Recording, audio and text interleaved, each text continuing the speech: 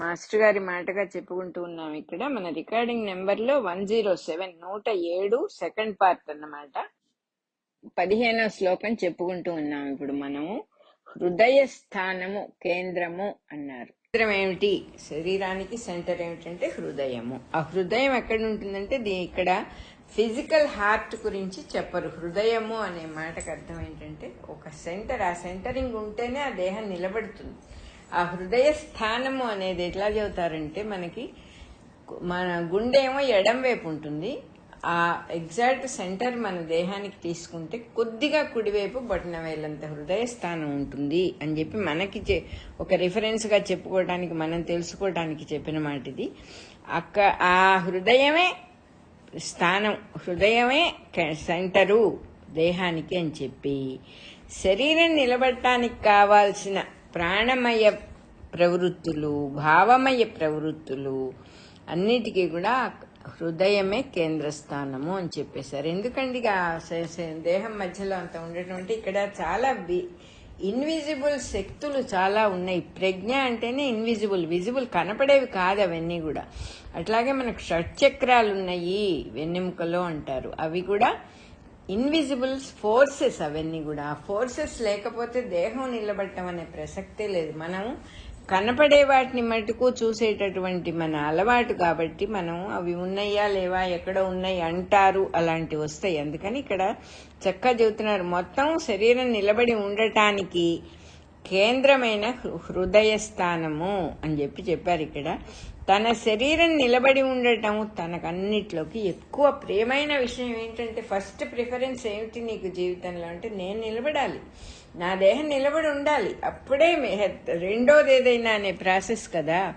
అంత ప్రియమైన విషయం మనకది. కాబట్టి ప్రేమ అనే భావానికి కారణము, సెంటరు, కేంద్రము కూడా ఈ హృదయమే. అందుకే మనం ఏదైనా ఆనందం కలిగినప్పుడు హృదయం మీద చేపెట్టుకోవడం అనేటటువంటిది చాలా న్యాచురల్ గా, స్పాంటేనియస్ గా జరుగుతూ ఉంటుంది. అట్లాగే పిల్లల్ని ప్రేమగా హృదయానికి హత్తుకోవటము అనే ప్రాసెస్ కూడా ఇక్కడే వచ్చింది. ఎంతో ఆనందం కలిగినప్పుడు ఆ పిల్లల్ని దగ్గరికి తీసుకొని హృదయానికి హత్తుకుంటాం కదా, అలా చెబుతూ ఉన్నారు. ఆ హృదయమే, ఆ ప్రేమ భావానికి, ఆ భావానికి కూడా హృదయమే కారణం, కేంద్రం కూడా హృదయమే అని చెప్పారు. ఆ కేంద్రంలో నివాసం ఎవరు ఏర్పరచుకున్నారు? ఆ కేంద్రంలో ఎవరుంటున్నారు అంటే తానే, ఈ జీవుడే.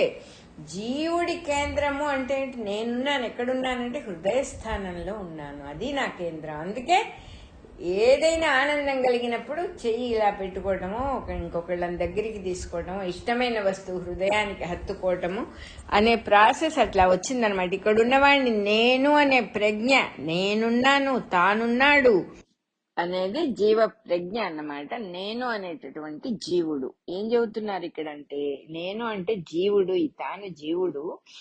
ఒక వ్యక్తిలో ఉన్న నేనులో ఆ ప్రజ్ఞలో, నేను అనే ప్రజ్ఞలో రెండు భాగాలు ఉన్నాయి.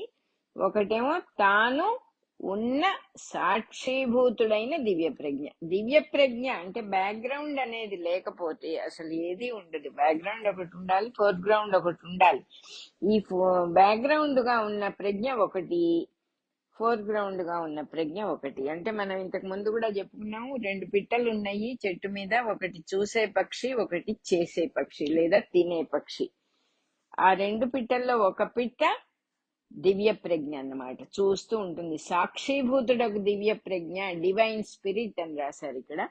రెండోదేమిటి? మనస్సు, బుద్ధి, ఇంద్రియాల చేత పని చేయించే జీవుడు, సోల్ అని చెప్పారు ఇక్కడ. ఈ జీవుడే ఆ జన్మకి, ఆ దేహ వ్యూహానికి లార్డ్ అన్నమాట, ఈశ్వరుడు. అతనే మాస్టర్. ఈ జీవుడే ఏ శరీరానికి ఆ శరీరంలో ఉన్న జీవుడు మాస్టర్. ఇట్లాగే అందరి మనుషుల్లో ఉన్నటువంటి జీవులు నేనుల, జీవులంటే నేనుల కనిష్ట సామాన్య గుణిజమే అంటే ఎల్సిఎం. ఎల్సిఎం అంటే ఏమిటి? పైన చెప్పిన దివ్య ప్రజ్ఞ లేక దేవుడు అని భగవద్గీత పరిభాష. మొత్తం ఇంతమంది జీవులని మొత్తం ఎల్సిఎం చూస్తే, ఇంతమంది జీవులలో ఉన్న నేనుకి ఎల్సిఎం ఏంటంటే భగవత్ స్వరూపమే, భగవంతుడే అని చెప్పేశారు ఇక్కడ. దివ్య ప్రజ్ఞ అని దేవుడే అని భగవద్గీత చెప్తోంది. తనలో ఉన్న జీవుడు అని పిలిచే తాను పరిణామ క్రమంలో అంటే ఎవల్యూషన్ లో ఎంత ఉత్తమ స్థితి సాధించుకుంటాడో అంత విస్తృతమైన తన ప్రేమ అంత విశాలమైపోతుంటుంది, ఎక్స్పాన్షన్ జరుగుతూ ఉంటుంది ప్రేమకి. అంటే అందరినీ తనలో కలుపుకునేటటువంటి సదుద్దేశం, ఆ చక్కని ఒకటే వస్తువు ఇన్ని లేవనే ప్రేమ భావం ఎవల్యూషన్ లో వస్తుందన్నమాట. ఈ ప్రేమ కానీ మనిషికి ఉండే ప్రేమ లిమిటేషన్స్ ఉన్నాయి, కొలతలకు అందుతుంది, లిమిట్ పరిమితులు ఉన్నది. తనలో ఉన్న దేవుడైన తన ప్రేమ పరిమితులు లేని దేవుడు అంటే దివ్య ప్రజ్ఞ. చూసే పక్షి, చూసే పిట్ట, ఆ చూసే పిట్టకి ఆ ప్రేమ అసలు దివ్య ప్రజ్ఞ అనంతం, దానికి ఏ రకమైనటువంటి ఎల్లలు లేవంటే లిమిటేషన్స్ లేవు, విస్తృతమైన ప్రేమగా వ్యాపిస్తుంది. ఈ ప్రేమ పరిమిత లిమిటేషన్స్ లేనిది. ఈ జీవుడు కొన్ని వేల జన్మలు ఎత్తుతాడు, ఆ స్లోగా ఎవల్యూషన్ లో డెవలప్ అవుతూ వస్తాడు. డెవలప్ అవడం అంటే ఏంటి? ఆ ప్రేమ పరిధులు దాటి వెళ్ళిపోతూ ఎక్స్పాన్షన్ జరగటమే పరిణామ క్రమంలో జరుగుతుంది, జరగవలసింది. మిగిలిన జీవరాశులన్నిట్లో కూడా తానే ఉన్నాడు. అందరిలో వెనకాలగా ఉన్న దివ్య ప్రజ్ఞ ఏమిటి? తానే. అంటే సరిగ్గా చెప్పాలంటే మనం స్టేజ్ మీద ఒక డ్రామా కృష్ణుడుగానో రాముడుగానో లేదా ఒక హీరోగా మనం యాక్షన్ చేస్తూ ఉంటే ఆ చేసేవాడు అనేవాడు ఒకడు ఉంటే కదా, రాముడి పాత్రో కృష్ణుడి పాత్రో హీరో పాత్రో చేయటానికి. ఆ చేసేవాడే దివ్య ప్రజ్ఞ అనుకుంటే పాత్ర పోషణ జీవ ప్రజ్ఞ అవుతుందన్నమాట. తనలో దేవుడుగా ఉన్న దివ్య ప్రజ్ఞ తాలూకు ప్రేమ విస్తృతంగా ఉంటుంది, ఎక్కడ పరిమితి లేని, దేర్ ఇస్ నో లిమిటేషన్. ఈ జీవుడు ఎన్నో వేల జన్మలు ఎత్తాడు. ఆ పరిణామ క్రమంలో, ఆ ఎవల్యూషన్ లో ఇప్పుడు ఎలా జరగాలో నిర్ణయించబడింది అన్నమాట ఆల్రెడీ. మిగిలిన జీవరాశులన్నిట్లో ఉన్నది కూడా తానే కనుక దివ్య ప్రజ్ఞే కాబట్టి, అంటే మొత్తం టోటల్ గా ఒక ప్రజ్ఞే పనిచేస్తోంది మొత్తం సృష్టిలో ఉన్న ప్రతి జీవరాశిలోనూ. కాబట్టి అందరి యోగక్షేమాలు అవసరమే కాబట్టి, సర్వత్రా ఉన్నది తానే కాబట్టి అందరి యోగక్షేమాలు అవసరం కాబట్టి అందరికీ సంబంధించే ఉంటుంది ఈ జీవుడి కార్యక్రమం కూడా అని చెప్పేశారు ఇక్కడ. అంటే జగత్కర్మని బట్టే జీవుడి పర్సనల్ పనులు, పర్సనాలిటీ, పర్సనల్ వ్యక్తిగత కర్మ, వాడి జీవ పరిణామము అంటే ఎవల్యూషన్, ఒక సింగిల్ జీవుడి జీవ పరిణామం కూడా టోటాలిటీ మీదే డిపెండ్ అయి ఉంటుంది. ఇది ప్రేమ యొక్క పరిపూర్ణ లక్షణము అని చెప్పారు. అంటే హెచ్చు తగ్గులు లేనటువంటి ప్రేమ ఇది అని చెప్పారు. అట్లాగే మనకి ఎక్కడ్ టోలే కూడా చెప్తారు, ఒక చిన్న ఇన్సిడెంట్ మంచిది, మన దృష్టిలో మంచిదో చెడ్డదో ఏ చిన్న ఇన్సిడెంట్ జరగాలన్నా కూడా ప్రతి సన్నివేశానికి కూడా totality of the universe is responsible, total creation is responsible for any small or big incident to happen అని ఎక్కడ్ టోలే చెప్పారు. మనకు కూడా అర్థమవుతుంది, మన దేహం ఒకటే శరీరం, ఏ మార్పు జరగాలన్నా ఏది జరిగినా మొత్తం దేహం రెస్పాన్సిబుల్ అవుతుంది న్యాచురల్ గా. అలాగే సృష్టిలో ఏది జరగాలన్నా, ఏ ఒక్క విషయం జరగాలన్నా సర్వత్రా ఉన్నవాడు ఒకటే ఎనర్జీ, ఒకటే దివ్య ప్రజ్ఞ కాబట్టి ఆ దివ్య ప్రజ్ఞకి అందరి యోగక్షేమాలు సమానమే కాబట్టి ఒకడి యోగక్షేమము పర్సనల్ గా విడిగా తీసి ఇది వీడికి మటుకే క్షేమం అని చెప్పేట్టుగా ఉండదు. యూనివర్సల్ వెబ్ అంటారు, ఆ వెబ్ మీద డిపెండ్ అయి ఉంటుంది. కంప్లీట్ గా అందరికీ సంబంధించిందే గాని ఇది పర్సనల్ గా ఒక్కొక్కళ్ళ యోగక్షేమానికి సంబంధించింది కాదు అని చెప్పారు. అది ప్రేమ యొక్క పరిపూర్ణమైన లక్షణం అని కూడా ఇక్కడ చెప్తూ ఉన్నారు భగవద్గీతలో, శంఖారావంలో. ఈ జీవుడి నుంచి ఈ జీవుడు ఏం చేస్తున్నాడు? జరిగిన దాన్ని చక్కగా గుర్తు తెచ్చుకోవటం, తెలుసుకోవటం, పొరపాటు పడటం, ఈ ప్రాసెస్ అంతా ఈ జీవుడికే జరుగుతూ ఉంటుంది. ఈ జన్మకు సంబంధించిన విషయాలన్నీ కూడా సబ్జెక్టివ్ సెల్ఫ్ లోపల చక్కగా ప్రింట్ అయ్యుండి అవసరమైనప్పుడు గుర్తు తెచ్చుకోవడానికి సాధ్యపడుతుంటుంది. ఇదంతా సృష్టిలో ఉన్న ప్రాసెసే. ఈ జీవుడు దేవుడై తన యందు సమర్పణ చెందినప్పుడు, ఆ దైవానికి అసలు దివ్య ప్రజ్ఞకి జీవ ప్రజ్ఞ సరెండర్ అయినప్పుడు తాను పరమ పురుషుని అంశ అని గుర్తు తెచ్చుకోవటానికి సాధ్యపడటం కూడా, గుర్తు తెచ్చుకోగలగటం కూడా ఇదే కారణము. ఏ ప్రజ్ఞతో అయితే మనము ఈ జరిగిన విషయాలన్నీ గుర్తు తెచ్చుకోవటం, మన లైఫ్ లీడ్ చేయటం చేస్తున్నాము. అదే ప్రజ్ఞ వల్ల నేను ఆ పరమాత్మలో ఒక భాగాన్నే, నేను విడిగా లేను అని తెలుసుకోగలుగుతాడు. ఆ ప్రజ్ఞ వల్లే తెలుసుకోగలుగుతాడు అని చెప్పి చెబుతూ ఉన్నారు. అట్లాగే ఈ కొన్ని జన్మల నుంచి పూసల్లో దారాల్లాగా సాగి వస్తూ ఉన్న తన కార్యక్రమం అంతా కూడా గుర్తుంటుంది. ఆ పరమ పురుషుడు అంశకి ఎప్పుడైతే తాను పరమ పురుషుడు అనే అంశాన్ని తెలుస్తుందో అప్పుడు అన్ని తెలుస్తాయి. ఏం తెలుస్తాయి? అన్ని జన్మల్లో ఉన్నటువంటి పూసల్లో దారం లాగా ఉన్నా నేను. పూసలు మారుతూ ఉన్నాయి కానీ దారం అట్లాగే ఉంది అనేది ఆ దారంలాగా లోపలగా కనపడకుండా వస్తూ ఉన్న తన కార్యక్రమం అంతా కూడా గుర్తుంటుందిట. ఇలా తెలియటమే ఈ జన్మకు అవసరమైనటువంటి జ్ఞానం. ఏమిటి, నేనే పని మీద వచ్చాను అని మర్చిపోకుండా ఆ పనిని నిర్వర్తించుకోవటమే తెలియకుండానే అంతర్గతంగా ఉన్నటువంటి ప్రేరణ ఉంటుందిట ఇది. అట్లాగే అయినా కూడా ఈ జన్మకు సంబంధించిన సంబంధ బాంధవ్యాల్ని పరిమిత సత్యంగా భావించటం సరైన పద్ధతి. ఇదే పరమసత్యం అనుకోకూడదు. పరమసత్యాన్ని పట్టుకోవాలి. దాగి ఉన్న పరమసత్యాన్ని పట్టుకొని ఈ జన్మకు సంబంధించిన సంబంధాలు, బాంధవ్యాలు, స్నేహాలు వీటన్నిటినీ కూడా కేవలం రోల్ ప్లేకి ఎంత మటుకు చేయాలో అంత మటుకు చేసి తాను వెనక్కి దివ్య ప్రజ్ఞలో శరణు పొందటం అనేది చక్కని పద్ధతి అని చెప్పి చెప్తూ ఉన్నారు. ఇంకా ఏం చెప్పారు? ఒక యువతిని తన భార్యగా భావించకపోతే తన పని జరగదు కదా, రోల్ ప్లే అవ్వదు, భావించి తీరాలి. అట్లాగే బాహ్యలోకంలో తన కర్తవ్యం చెయ్యనివాడు, తను చెయ్యవలసిన పని చెయ్యనివాడు, అంటే ఇప్పుడు ఒక కూతురో కొడుకో ఉన్నారు, వాళ్ళ పెళ్లి చేయాలి, దేవుడే చేస్తాడని కూర్చున్న వాడిని ఇక్కడ అసలు వాడికి అటువంటి వాడికి ఎటువంటి ఉన్నతి లేదని ఇక్కడ చెప్పేశారు. అది కార్యక్రమంలో భాగమే. అది తన కర్తవ్యం నిర్వహించక తప్పదు. తన కర్తవ్యం చెయ్యని వాడు ఎంత పూజ్యుడైనా సరే వాడికి ఆధ్యాత్మిక సాధన లేదు అని ఒక్క మాటలో ఇక్కడ గొడ్డలి పెట్టారు ఇక్కడ.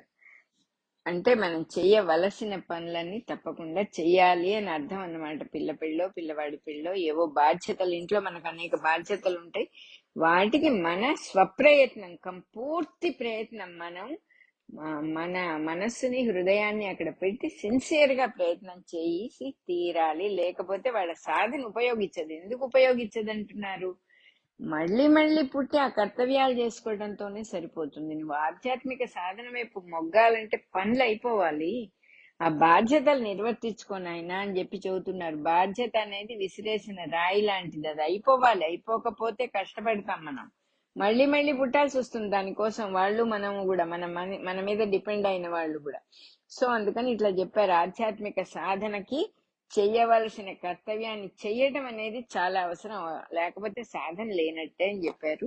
ఇంకో పొరపాటు పట్టం కూడా కార్యక్రమంలో భాగమే కాబట్టి తనలో ఉన్న దేవుణ్ణి శరణాగతి చేసుకొని అన్ని పనులు పొరపాటు లేకుండా చేసుకోవాలి. తాను వేరుగా జీవుడుగా ఉన్నాను అని అనుకోవటమే ఒక పొరపాటు. ఈ వేరుగా ఉన్నాను అనుకోకపోతే మళ్ళీ యోగ సాధన లేదు కదా. దీన్ని ఒక మాట అంటారట, శేషిత్వ భావము అంటారంటే నేను విడిగా జీవుడుగా ఉన్నాను, నువ్వు దైవంగా ఉన్నావు అనుకుంటేనే కదా సాధన. ఇది భక్తి సాధన రూపమైన ఆధ్యాత్మిక సాధనకు నిచ్చెన లాంటిది. అంటే ఎక్కి వెళ్ళాలి దైవం దగ్గరికి అనే నిచ్చెన. ఆ నిచ్చెనకి వెళ్ళాలంటే ఆ భావం ఉండాలి. నేను వేరుగా జీవుడుగా ఉన్నాను, ఆ దైవానికి శరణాగతి చెయ్యాలి. నువ్వు నేను ఒకటే నాయన అన్నప్పుడు ఇంకా శరణాగతి ఏముంది, కర్తవ్యం ఏముంది, చేసేదేమీ లేదు. దాని మీద నిలబడటం అనేది మానవ మాతృలకు సాధ్యం కాదు. ఆ దైవాన్ని పట్టుకొని నిదానంగా మెట్లకి వెళ్ళవలసిన వాళ్లే గాని అందరూ కాదు. నేను నువ్వు ఒకటే అనే స్థితి దానంతటా అది రావాల్సిందే గాని మనము బద్దకించి చేసేది కాదన్నమాట. వేదాలు ఎన్ని విషయాలు వివరించినా కూడా ఈ తనను గూర్చియే అంటున్నారు. తాను తన ఎందుగల వివిధ కోశాలు, లోపల భాగాలు, అవి ఏవి ఎలా ఏమేమి ఏ నిర్వహణలు చేస్తున్నాయి, ఏ పనులు చేస్తున్నాయి, అవన్నీ కూడా తనలో భాగాలు మాత్రమే అనే సత్యాన్ని వేద గ్రంథాలు తెలుపుతాయి. వేదాల్లో ఏమున్నాయి అని అనుకుంటే చక్కగా చెబుతున్నారు. వేదాలు ఎన్ని విషయాలు వివరించినా తనను గూర్చే వివరిస్తాయి. వేదం చదువుకున్న వాళ్ళు కూడా ఓ పుస్తకం చదివినట్టుగా చదివినప్పుడు అది ఏమి ఉపయోగించదు అని ఇక్కడ క్లియర్ గా చెబుతున్నారు. ఏంటంటే ఆ వేదం చెబుతూ ఉన్నది తన గురించే అని తెలిసినప్పుడు ఆ కనెక్షన్ ఎస్టాబ్లిష్ అవుతుంది కాబట్టి విషయం చక్కగా అర్థం అవుతుంది. అలా కాకుండా ఒక శాస్త్రం లాగా విడిగా ఒక కథలాగా చదువుకున్నప్పుడు ఎంటర్టైనింగ్ గా ఉంటుంది కానీ అంతకంటే ఉపయోగించదు. ఇప్పుడు చాలా రకాల పురాణ కాలక్షేపాలు జరుగుతూ ఉంటాయి. ఎక్కడ పడితే అక్కడ సద్విషయాలు, మంచి విషయాలు, కథలు కథలుగా ఎంతమందో ప్రవచనాలు చేస్తూ ఉంటారు, ఎంతమందో వింటూ ఉంటారు. కానీ గుంజ కానుకొని సగం నిద్రపోతూ, సగం కొనికిపాట్లు పడుతూ, సగం ఎవరితోనో మాట్లాడుతూ, దృష్టి అంటే శ్రద్ధ పూర్తిగా ఆ విషయం మీద ఉండదు. అసలు అది ఒక ఎంటర్టైన్మెంట్ కిందే ఉంటుంది కానీ కాలక్షేపం అని పేరు కూడా పెట్టారు దానికి. కాలాన్ని ఎట్లాగొట్లా గడపాలి కాబట్టి బోరు కొట్టకుండా ఆ కాలక్షేపం కోసం వినేవి ఎట్లాగూ ఉపయోగించవు. కాకపోతే ఏంటంటే పేకాడటం, తాగి తందనాలు వేయటం కంటే బెటరు, అంతే తప్ప అక్కడ కూర్చున్నందువల్ల అపకారం ఏం జరగదు, ఉపకారం కూడా జరగదు. ఎందుకంటే వినే విషయం మీద పూర్తి శ్రద్ధ లేకపోతే ఎవరో ఒకళ్ళు ఇద్దరు బాగుపడితే పడుతూ ఉండుండొచ్చు, మనకు తెలియదు. కానీ పూర్తి శ్రద్ధ పెట్టినప్పుడే ఏ విషయమైనా కూడా మనకు ఉపయోగిస్తుంది. ఇక్కడ అదే చెబుతున్నారు, వేద గ్రంథాన్ని చదివేవాడు కూడా అది తన గురించే చెబుతోంది, వేద సారం అంతా కూడా తనలోనే యోగం చెంది ఉన్నది అని తెలుసుకోకపోతే ఈ వేదం తానే అని ఎవరు గ్రహిస్తున్నారు? మన తానే గ్రహిస్తున్నాడు. కాబట్టి వేద విధుణ్ణి కూడా నేనే, వేద విధుడు కూడా తానే అని తెలుసుకోదగిందే వేదం. అట్లాగే తెలియదగిన వేదము, తెలుసుకునేవాడు, తెలుసుకోవటము అనే ప్రాసెస్, ఈ మూడు తనలో లీనమైపోయి ఉన్నాయి అని తెలుసుకున్నవాడు ఆ భగవంతుడు ప్రజ్ఞకు, ఆ నారాయణుడు ప్రజ్ఞకు చాలా దగ్గరగా ఉన్నాడు అని అర్థం అని చెప్తూ ఉన్నారు ఇక్కడ. 15వ శ్లోకం అయిపోయింది. అలాగే మన 107వ నెంబర్ 107 నెంబర్ కూడా అయిపోయింది.